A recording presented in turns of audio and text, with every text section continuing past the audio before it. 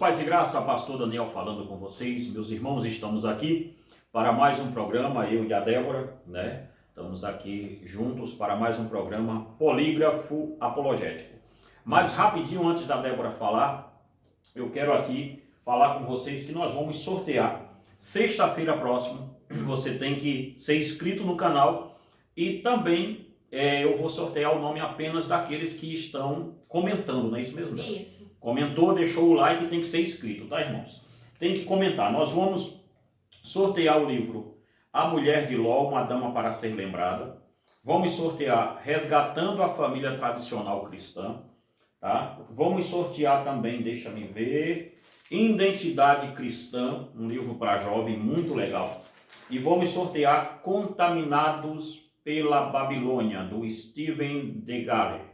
Vamos sortear esse livro aqui também. E vamos sortear o lançamento nosso, que é o jogo Guerra Santa, a batalha pela alma humana. Vamos sortear esse jogo aqui, que é inspirado na obra de John Bunyan. Quem fez esse jogo, o criador foi eu, Daniel Nascimento, e a Débora, que está aqui. Nós criamos esse jogo, é um jogão mesmo, um jogo muito bom. Nós vamos sortear ele aí para vocês, um jogo de carta, tá? E quem quiser adquirir também pode entrar em contato conosco.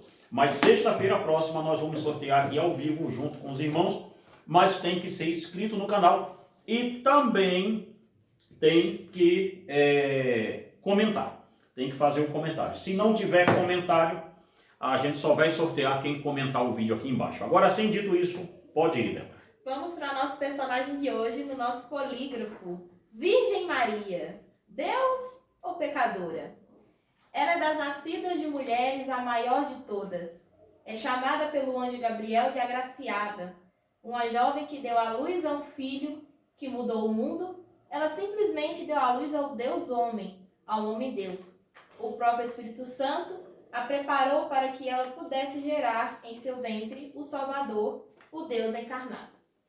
Ela é símbolo de fé e submissão a Deus, pois mesmo tendo a consciência que poderia morrer apedrejada com essa notícia de ter um filho, que não seria de José, seu marido, a Santa Mãezinha Maria continuou com aquele propósito.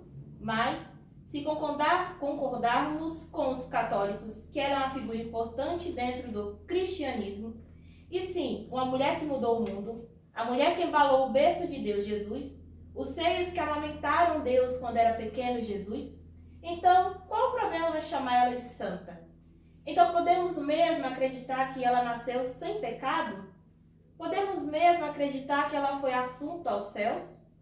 E a pergunta que não quer calar, ela morreu mesmo virgem? Devemos orar para Maria?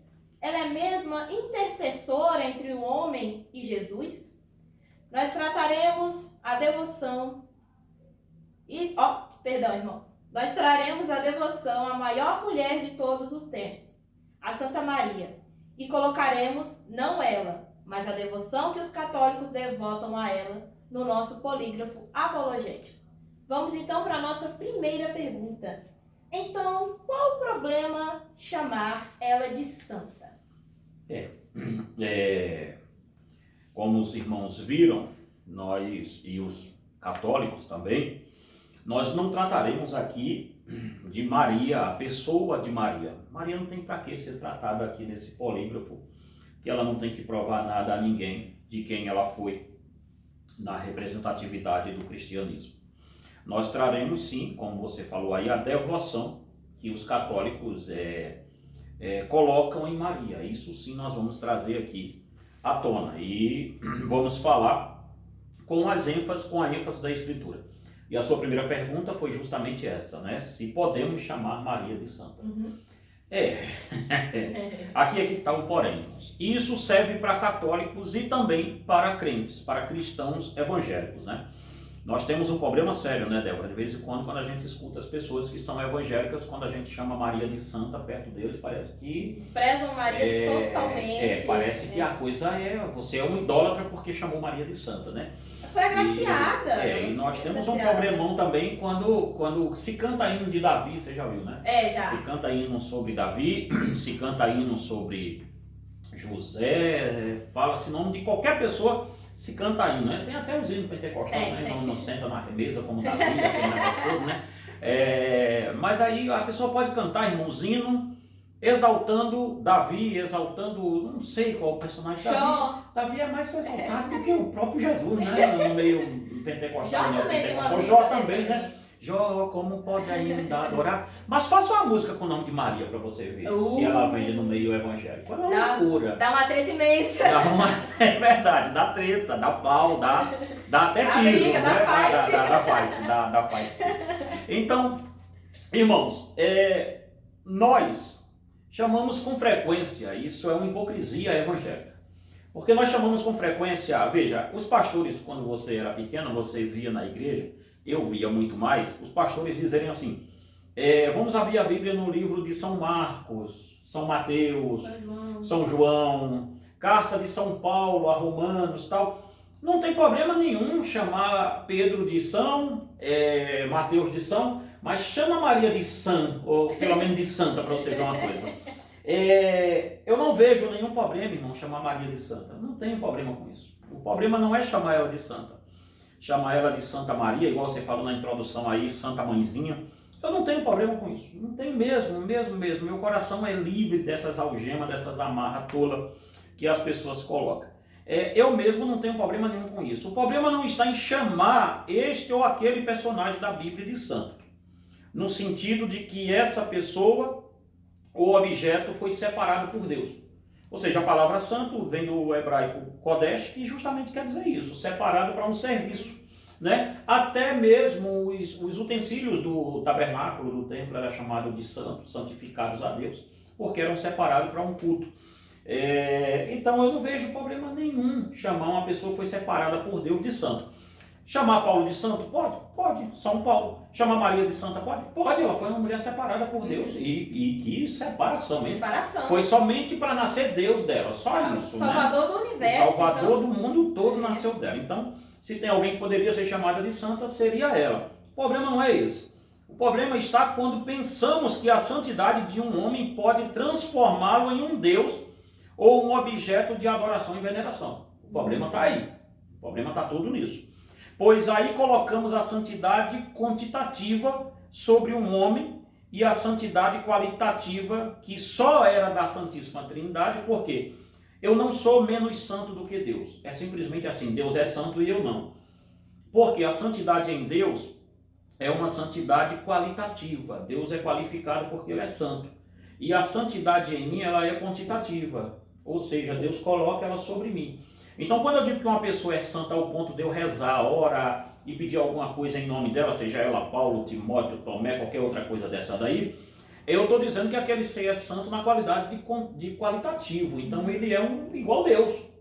Porque eu deveria adorar e venerar só a Deus, estou adorando e venerando o outro. O problema não está em chamar a pessoa de santo, porque na palavra santo, que a gente chama as pessoas assim, nós protestantes e principalmente protestantes reformados, entendemos que santidade é isso, é uma separação de alguma coisa, ou de alguém, ou de uma pessoa para um determinado culto a Deus.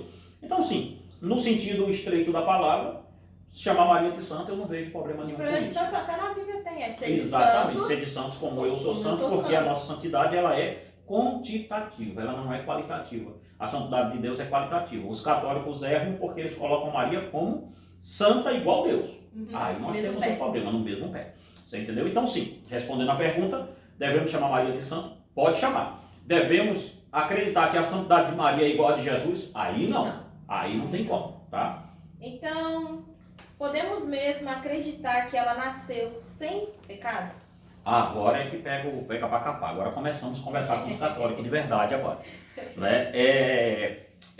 A Igreja Católica, Débora, ela é movimentada em uma coisa chamada dogmas. Dogmas e doutrinas, nós que somos reformados, você ouve muito essa palavra na sua igreja, doutrina, dogma, tal, catecismo.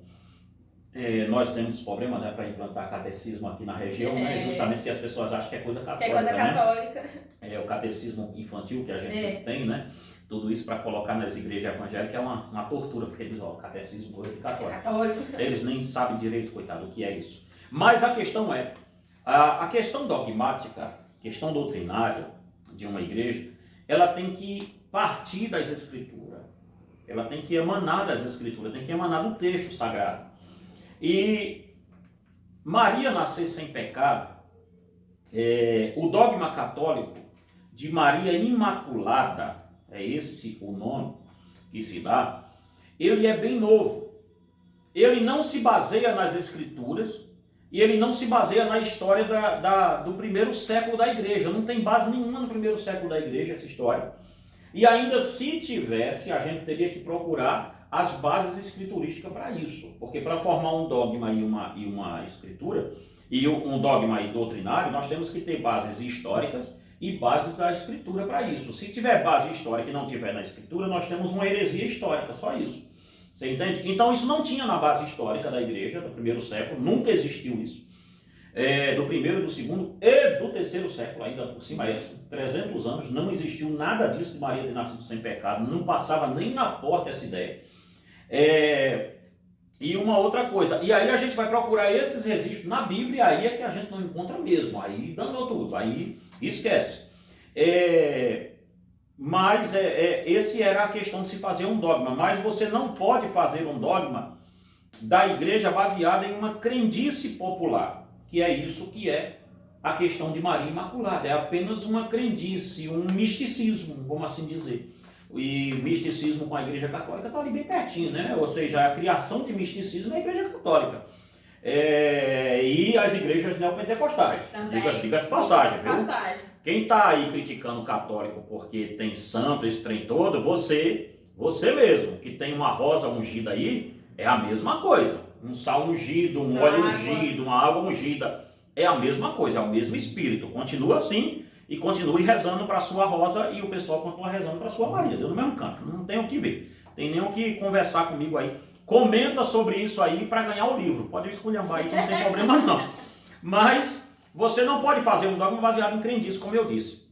Ainda mais que a ideia de Maria Imaculada, que ela nasceu livre de pecado, foi um dogma declarado pelo Papa Pio IX em 1854. Ou seja, esse dogma é novo na Igreja Católica, muito novo.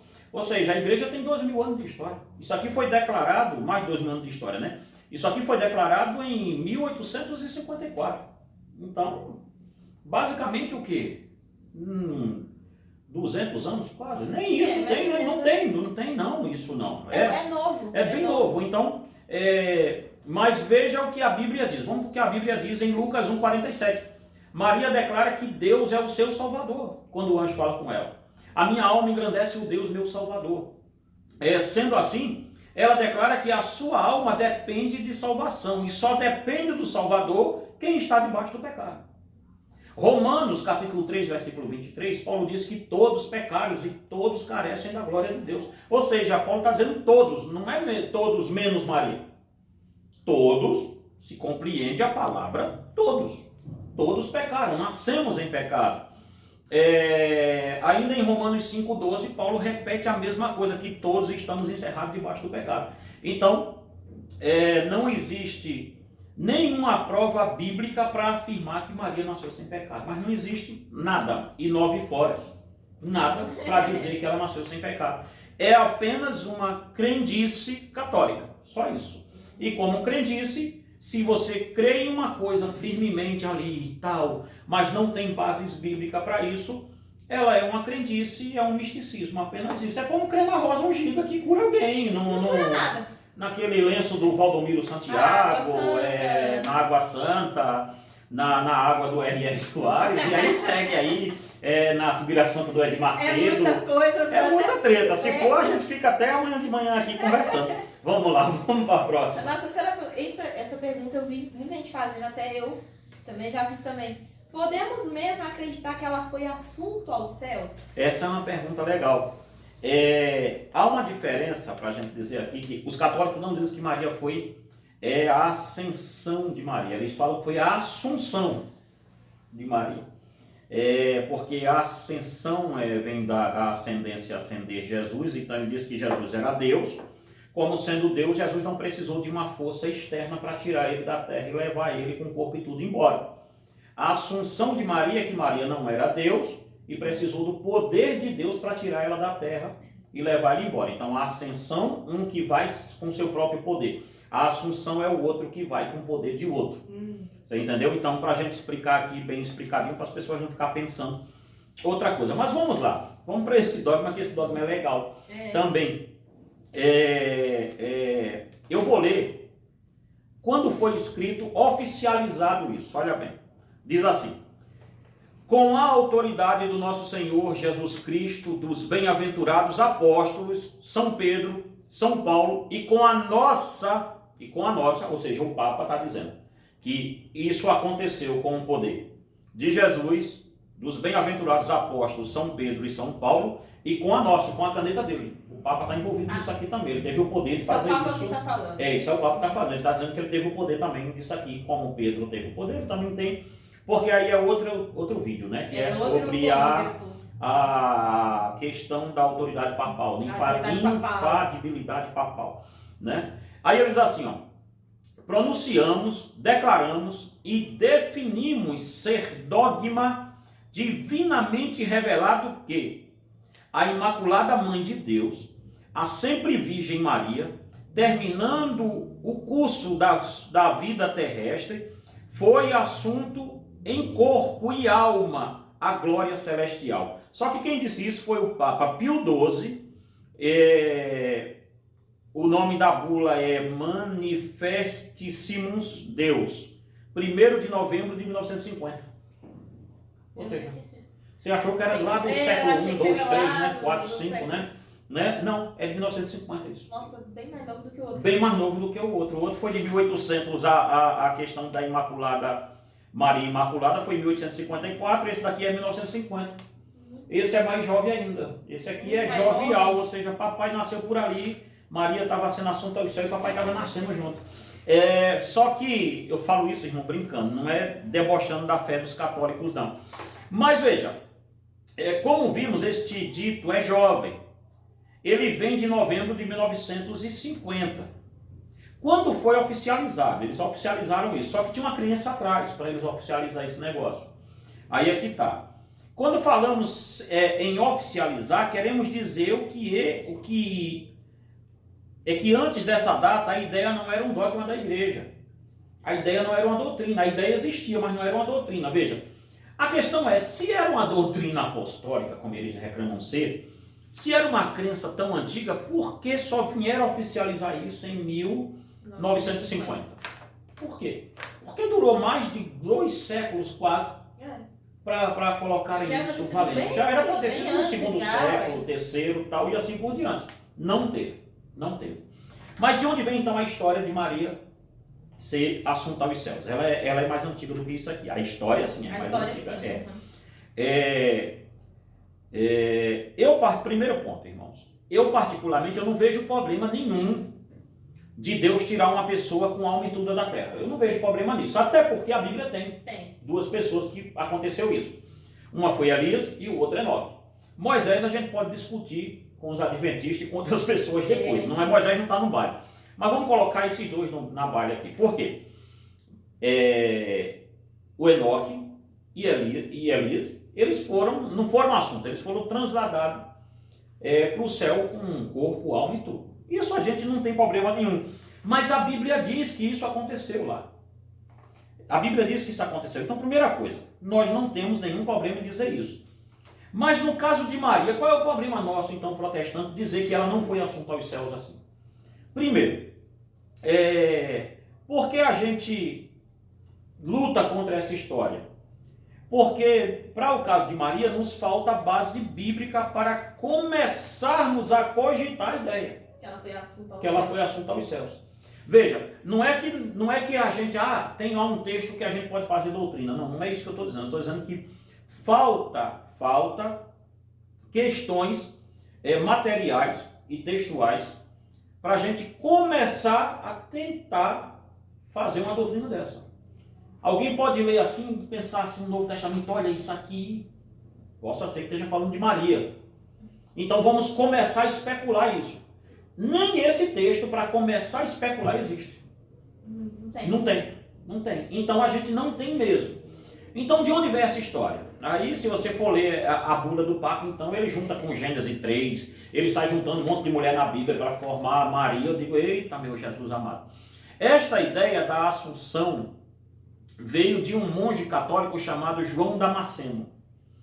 Esse aí nem os católicos conhecem ele direito. Eu acredito que não. João Damasceno. Ele é um monge católico. O mesmo, ele ficou ali, nasceu entre 675 e morreu em 749. Então essa história da Assunção de Maria, ela vem aí nesse meio da vida dele. Veja, nós estamos falando de 6 a 7 séculos depois de Maria morta, de Jesus ressuscitado, tudo isso é que veio começar essa ideia a aparecer. A especular. 600 anos depois. Aliás, não vamos botar 600, vamos botar 700 anos depois, basicamente, que veio se especular isso. É muito tempo para uma especulação dessa.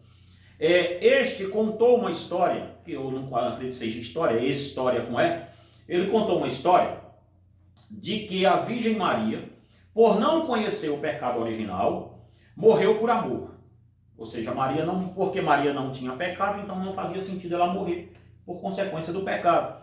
Então ela morreu por amor de saudade de Jesus, de querer ver o filho dela de novo, tal, e ali ela foi se consumindo e não morreu de velhice, ela não ficou velha. É basicamente isso, o amor dela foi tanto que o matou. É a história que ele conta. Você entendeu? Cuidado para você não acreditar nisso. E todos os apóstolos, porque a história é bem contada. Eu li a história e falei, poxa, podia ser verdade. Podia ser, mas é bem contada a história. E todos os apóstolos, sabendo que ela iria morrer, porque falaram, olha, ela está muito triste, ela vai morrer e tal. Mas ela não envelhecia, porque ela não tinha pecado. Então ela não tinha como envelhecer para morrer. Engraçado que ela envelheceu até 14, 15 anos, mas depois disso parou de envelhecer também. Porque se ela nasceu pequenininha, não é? De uma pessoa, a não ser que ela nasceu igual a Adão, já nasceu com 15, 16 anos, 17, né? Não foi o caso, mas ela foi envelhecendo até ali, e dali para frente ela parou de envelhecer. Isso eles não explicam. Isso aqui dá... como é que é aquele meme? Explica essa daí. Explica essa, Darwin. Explica essa, Darwin. Essa aqui eles não explicam. Mas aí ela, sabendo que iria morrer, mandou chamar os apóstolos, quiseram ir até ela, para ali sentar, beijar e receber os últimos conselhos dela como matriarca, como mãe da igreja, que é essa a ideia que eles colocam. Só que aí todos os apóstolos vieram e ela morreu e enterraram ela. Só que faltou um apóstolo, adivinha quem? Vim para essa festa, ele chegou atrasado. Tomé. Tem que ser Tomé. Nunca vi, um incrédulo. Aí Tomé se atrasou. E quando Tomé chegou, Tomé foi até Pedro e pediu a Pedro e João que abrissem de novo a lápide, tirasse Maria, abrisse o caixão ou abrisse o sepulcro, para que ele pudesse beijar ao menos o rosto e a mão da Santa Mãezinha dos céus, que ele queria ver o corpo dela. E aí, quando abriu-se o sepulcro de Maria, que abriu-se o caixão, o cheiro de lírio, os cânticos estavam no ar, todo mundo ouviu e ouviu tal. Só que aí tem um porém, Maria não estava mais lá. O corpo dela tinha sumido. E aí eles viram o corpo dela sendo assunto aos céus, viram ela saindo em uma nuvem, viram uma nuvem muito grande de glória, e embora, e deduziram que foi Maria, que foi embora naquela nuvem, que Cristo a levou para não deixar o corpo dela se corromper, ser comido pela terra, porque o corpo dela não tinha pecado. Então aquele dito de Deus para Adão, que tu és pó e ao pó tornarás, por causa do pecado, como Maria não tinha pecado, não faz sentido comer o corpo dela. Segundo os católicos, ela não tem pecado, então não fazia sentido. E aí essa história foi contada, e em 700 anos depois de Cristo. A história é bonita, é legal, poderia ser verdade, mas agora é que vem meu fato como filósofo e historiador. Aí é que fica pior. Historiador não, historiador é quem vai fazer, a gente só estudou história. Vem o meu caso aqui como teólogo e como estudante de filosofia, vem a história é bonita, mas falta muito para ser aceita. Primeiro ponto que nos falta quaisquer confirmação das escrituras do Novo Testamento, pois eles dizem que isto aconteceu no ano 44 da era cristã. Ou seja, nenhum apóstolo tinha morrido ainda, segundo eles. Por isso que os apóstolos foram lá, para ver ela. Nem Paulo estava existindo aqui ainda. Porque Paulo ainda não era apóstolo, deveria de ser, mas não era tão eminente. Então os apóstolos não tinham morrido aqui ainda não. Por isso todos foram lá para ver. Ora, um caso tão pesado desse, tão milagroso, porque isso é um milagre incontestável, né? Pedro não citou.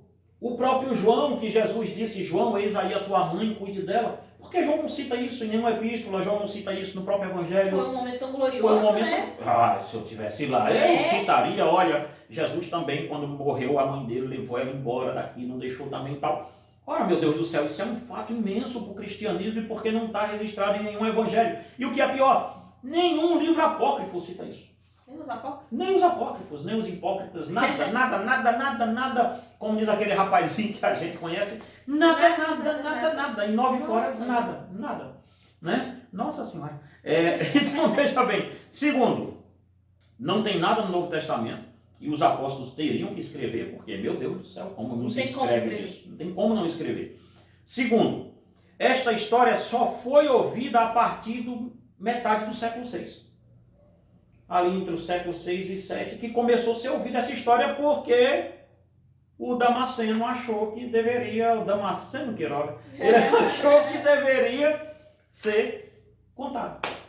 Então, é uma história que ele inventou basicamente isso. Essa história só foi ouvida a partir da metade do sexto século, depois de Cristo. Antes disso, nenhuma fala sobre esse assunto é encontrada. Nada nos pais da igreja mais primitiva. Nenhum fala. Mas, como o nosso polígrafo é a Bíblia, a igreja não tem nenhuma base bíblica para tal afirmação. Ainda que tivesse na história, nós teríamos que ter bases bíblicas. Porque um dogma não se faz com história, um dogma se faz com Bíblia. E não tem nem na história que eles gostam e nem tampouco nas Escrituras. Então, não. Maria não foi, infelizmente, assunto aos céus. Não foi. Passamos para a próxima. A quarta pergunta. E a pergunta que não quer calar. Ela morreu mesmo virgem? Agora a gente vai ser apedrejado quando sair na rua. Tá com 7 pedras na mão. Tá? Gente, por favor, tá? Nós debatemos ideias aqui, tá? Não é pessoas, não é pessoal, não é com religião, é ideias, tá? Nós somos um grupo aqui de teólogo de um lado e filósofo e filosofia do outro. Nós estamos debatendo ideias, tá? Ideias. Não é nem atacando a Maria, não é atacando a Maria. Nós defendemos ela lá no começo. Volta o vídeo aí que você vai ver. Continuamos defendendo. Continuamos na defesa. É sobre pensamentos que se fizeram em cima dela. Nós não podemos deixar eles fazerem um sacrilégio desse com a Santa Maria. O que é isso? Não. Vamos lá, a pergunta foi... Qual é que foi mesmo? Ela morreu mesmo virgem? Vamos lá. Tem uma coisa, eu quero ler aqui, vai dar tempo. Eu quero ler. Cadê ela? Tá aqui. A Bíblia, eita meu Deus, essa aqui é uma Bíblia grande. A Bíblia católica, tá? Eu vou tomar cuidado de ler os textos nela. Vai até cobrir a camisa do Vini aqui por algum momento, mas não tem perigo não. Vamos lá. Tem um texto muito interessante, está até marcado aqui. Vamos ver. Olha o cheirão de poeira. Vamos lá. Em Mateus capítulo 1, versículo 25, nos é dito, contudo, falando de Maria e José, quando o anjo anuncia o nascimento de Jesus para José. Diz assim, ó, contudo, não a conheceu enquanto ela não deu à luz ao filho que pôs o nome de Jesus. Isso aqui é Mateus capítulo 1, versículo 25, da ARA, Almeida Revista Atualizada. Olhe bem. Na King James está assim. Contudo, não coabitou com ela enquanto ele não deu à luz ao filho primogênito. E José lhe colocou o nome de Jesus. Veja, já tem um trem aqui complicado. Vamos ler na Bíblia Figueiredo, que é a Bíblia Católica. Mateus, capítulo 1, versículo 25. É melhor eu mostrar, né, para o pessoal, né? Eles pausam.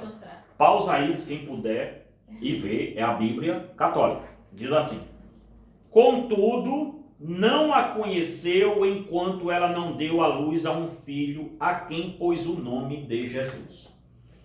A palavra conhecer, na Bíblia, ela é um eufemismo. Pode deixar aqui que eu vou pegar outra vez daqui a pouco.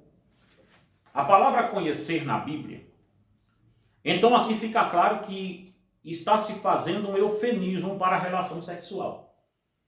Então a conheceu. Sempre que um casal se junta, no ato, casou-se, diz assim, e conheceu Eucana a Ana. Veja, e nasceu Samuel. Está dizendo que ele coabitou, teve um filho, e aí nasceu Samuel a partir daquela relação sexual. E tornou a conhecer, e conheceu Adão a Eva, e essa teve 2 filhos, Caim e Abel. Aí quando Caim morre, e tornou a conhecer Adão a Eva. Sempre a palavra conhecer tem uma conotação sexual, porque é eufemismo. O autor sacro, ele tira a palavra sexo do meio e coloca conhecer. Então tem uma outra palavra também, na Bíblia, que chama-se descobrir a nudez. Esse é um ato de relação sexual ilícita. Não descubram a nudez da mãe do teu pai, como está em Levítico e em Números. Não descubra a nudez da tua cunhada, não descubra a nudez da tua prima, ou seja, não tenha relação sexual com ela, porque isso é ilícito. Relações sexuais ilícitas na Bíblia é colocado como conhecer. Entendi. Você entendeu? Ou seja, descobrir nudez geralmente tem conotação sexual imprópria. Conhecer geralmente tem relação sexual própria, abençoada. Abençoada por Deus.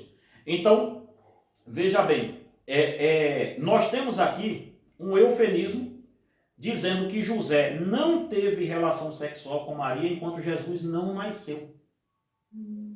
Você entendeu? Porque o texto está dizendo, olha, contudo não a conheceu enquanto ela não deu à luz ao filho, que pôs o seu nome de Jesus. Enquanto ela gerava, ele não tocou nela. Você entendeu? E o texto da King James, ele é mais contundente, que fala coabitar. Coabitar, todo mundo sabe o que é. Aí já não é nem eufemismo mais, é questão carnal mesmo. Contudo, não coabitou com ela enquanto ela não deu à luz ao filho primogênito. Isso aqui é interessante. Lemos na Bíblia Católica também que está do mesmo jeito. Que eles podem pensar, né? Não, é a Bíblia dos crentes que diz isso. Não, a Bíblia deles também diz. Outra coisa, para a gente ir terminando, que já deu tempo aí. Então aqui fica claro que está se fazendo um eufemismo para a relação sexual. Pois conhecer a mulher na Escritura é ter relações sexuais com ela. Ok, tudo bem. Só que existe um texto em Lucas capítulo 2, versículo 7, que nos é informado que Maria teve o filho primogênito e não unigênito. A palavra unigênito, Jesus é o filho unigênito de Deus. Ou seja, ele é filho único de Deus. Unigênito, que vem de único, de uno. Primogênito, quer dizer primeiro de uma série. Ele é o unigênito de Deus e o primogênito de Maria. Está se dizendo que ele é o primogênito justamente porque tem mais gente depois dele, que viria. Ou seja, ele é primogênito, mesmo, sim, primogênito, porque ele é o primeiro. Só que depois dele veio mais gente. Para ser o primeiro, tem que ter o segundo. Porque se tu mesmo, você é uma filha unigênita. Não tem outra depois de você. Não. Então é unigênito. Ou seja, se tivesse 2, você seria primogênito. Você entendeu? Então, uma coisa simples. A Bíblia fala claramente dos irmãos de Jesus Cristo. Pegue sua Bíblia aí você e leia. Mateus 12, 46. Marcos 3, 31 ao 35. Lucas 8, 19 ao 21. João 7, 3. Olha o tanto de texto falando dos irmãos de Jesus. E tem texto aqui que cita até o nome deles. Sim. Tiago, tem Judas. O Judas que escreveu as epístolas, o Tiago que escreveu a epístola, tudo é irmão de Jesus. E tem o Atos capítulo 1, versículo 14. Então, dado as provas bíblicas, a nossa querida irmã Maria, não morreu virgem. Agora a gente vai ser o nascimento de Jesus, sim, foi. O nascimento de Jesus, nós cremos que é um nascimento virginal. José, como é dito na Bíblia, José não a tocou enquanto o menino não nasceu. Ou seja, provando assim que o nascimento de Jesus é um milagre do Espírito Santo. Ela foi gerada dentro de Maria sem uma relação sexual nenhuma. Então, aí diz, e José não tocou nela enquanto ela não teve o filho primogênito. Quando ela teve o filho primogênito, aí sim. Aí dali para frente ela foi uma mulher... É porque a gente está falando aqui quando ela morreu, não foi quando ela... Exatamente. Quando ela chegou Jesus, exatamente. Nós estamos falando quando ela morreu. Ao longo da vida dela, como passou... Até Jesus nascer, sim, Maria era virgem, certinho, bacaninha, tudo bonitinho. Jesus nasceu, aí não. Aí ela teve outros filhos, porque Jesus é o primogênito dela, o primeiro. Depois ela teve mais filhos, com certeza sim, porque a Bíblia vai dizer isso sem pestanejar. Mas foi boa a sua observação, que alguém pode pensar que a gente está dizendo que é outra coisa, né? Então vamos lá, para a próxima. Essa aqui é interessante, do que a gente veio falando. Devemos orar para Maria? Essa eu vou ser mais rápido e contundente, olha bem. Os católicos oram mais para Maria do que para o próprio Jesus. Essa é a grande realidade. Eles oram mais para Maria do que para Jesus. Se eles duvidam disso, basta ver o terço, o rosário e o terço. O rosário e o terço de cada 3 orações para Maria, um Pai Nosso.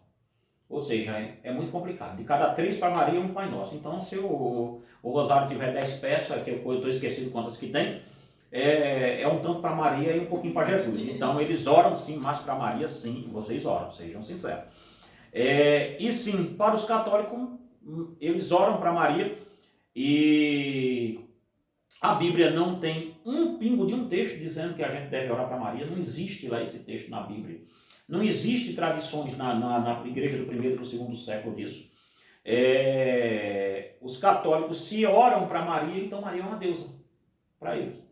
Porque nós oramos a Deus movido pelo Espírito Santo em nome de Jesus. Essa foi a oração que Jesus mandou fazer. Tudo que pedires ao Pai, crendo em meu nome, vos será feito. Ou seja, Jesus não manda a gente orar em nome de ninguém, a não ser no nome dele, mesmo ao Pai. A Bíblia em nenhum lugar mesmo manda orar em nome de Maria. Não temos nenhuma base bíblica para orarmos em nome dos apóstolos e em nome de Maria. Temos apenas a ordem de Jesus afirmando que oramos em seu nome pedindo ao Pai. Só isso, nem Pedro, nem Judas, nem ninguém a gente deve orar ou rezar intercedendo, porque não tem o que fazer. Você vai estar orando, não sei para quem, mas para Deus é que não é. Então não devemos orar para Maria de jeito nenhum. Aí vem logo a seguinte pergunta, também tem um pouco a ver também. Ela é mesmo intercessora entre os homens e Jesus? Essa aqui é legal, para a gente acabar mesmo agora. Em João 2, essa pergunta a gente pode ver assim. Em João 2, estava tendo, eu acho que é João 2, estava tendo as bodas de Canaã. Então, acaba-se o vinho da festa e eles vão até Maria, dizer, Maria, acabou o vinho. Aí ela vai até Jesus. Dizer assim, Jesus, acabou o vinho. Ele diz, e o que tem a ver? O que tem eu contigo, mulher? Ainda não é chegado minha hora. Ela volta para os camaradas que vêm nela e diz, olha, vão até ele e façam tudo o que ele vos disser. Veja, Maria não se põe como intercessora entre aquelas pessoas e Jesus. Ele vivo ainda. Você vai direto nele, fale com ele. O que ele mandar vocês fazer, façam. Então eu quero convidar você que é católico a ter a mesma atitude. Siga o conselho de Maria. Pare de ir a Maria e vá direto a Jesus. Ou seja, ela disse, façam tudo o que ele vos disser. Então, não existe nada de se tenha no Novo Testamento dizendo que Maria é intercessora entre Deus e o homem. A Igreja Católica empurrou isso como dogma e foi indo e chegamos aqui. Em pleno século XXI, com esse misticismo todo que a gente tem. Em 2 Timóteo, capítulo 2, versículo 5, Paulo diz assim, diz que Jesus é o único mediador entre Deus e os homens, porque há um só Deus e há um só mediador entre Deus e os homens, a saber, Jesus Cristo, o homem. Ou seja, ele diz que é Maria. Ele diz que é Jesus. Então, Maria é intercessora, a Igreja Católica tem Maria como intercessora? Tem. Mas a Bíblia tem Maria como intercessora? Não, ela não passa nesse polígrafo aqui. Outra coisa, a Epístola aos Hebreus inteira mostra a supremacia de Cristo frente aos anjos, a Moisés, aos sacerdotes e a outros. A supremacia de Cristo e não de Maria. Então, não, Maria como intercessora não passa de jeito nenhum aqui. Uma advogada, tipo o Alto da Compadecida. Né? Agora o filme do Alto da Compadecida. Do Ariano Suassuna. Né? Um filme até legal, viu? Mas a questão é, ali no final você vê, o Ariano Suassuna, ele era um cara muito católico mesmo. Então você vê ali, impregnado a doutrina católica. Né? Era meu conterrâneo do Pernambuco, conterrâneo nosso, tudo, né? Mas você vê a impregnação da doutrina católica ali dele, ele explicou, tudo ali o que a crença da Igreja Católica em Maria. Ela é uma advogada, sim. E por mais que os católicos digam que não, ela é. Então por que rezam tanto para ela, meu Deus do céu? Então não, a Bíblia não tem nenhum vínculo para se orar para Maria. Eu não sei se é infelizmente ou felizmente, mas para os católicos, infelizmente não tem, irmãos. Então, se você quer continuar acreditando nisso, você vai continuar acreditando simplesmente em um misticismo. E nada além disso. E chegamos agora ao final do nosso vídeo. As perguntas se foram. Se você quer continuar o nosso quadro, deixe o seu gostei, se inscreva no nosso canal, ative o sininho para você receber as notificações e comente nos comentários para concorrer ao que foi falado no início do vídeo. O que você quer ver no nosso polígrafo, pode deixar aí também. Dúvidas, pode ir contra também, é livre, o comentário é livre, desde que não negligencie a imagem de ninguém, desde que não ataque um ao outro pessoalmente, mas no campo das ideias, tá? Porque aqui a gente gosta de debater e não atacar um ao outro de forma pessoal, tá, irmãos? Pelo amor de Deus. Porque comentário tá aí para comentar, mas de forma educada. Exatamente. E quem quiser fazer o curso, né, de apologética, né, com a gente, começa o mês que vem, é o curso de apologética, está na descrição do vídeo, o WhatsApp, entra aí. E também na comunidade, vai lá aqui no YouTube, em algum lugar aí tem um nomezinho assim, comunidade, vai lá que tem o nosso cartaz lá, né? Tem. Do curso de apologética, tá até ali embaixo, né? Tá embaixo dessa Bíblia aí, ó. Né? Vê se você consegue puxar ele rapidinho aí para mostrar ao pessoal. Né? Esse curso aqui, irmãos, ele vai começar, a cabeça para baixo, ó. Vai começar, o início dele é 22 de junho. Tá aqui, ó, dá uma pausa aí se você quiser. Entre em contato conosco, WhatsApp, tudo. Tá lá tá lá na comunidade também. Tá aqui mesmo do YouTube. Então, que Deus em Cristo te abençoe e te guarde. Que Deus guarde todos os irmãos, em nome de Jesus. Amém.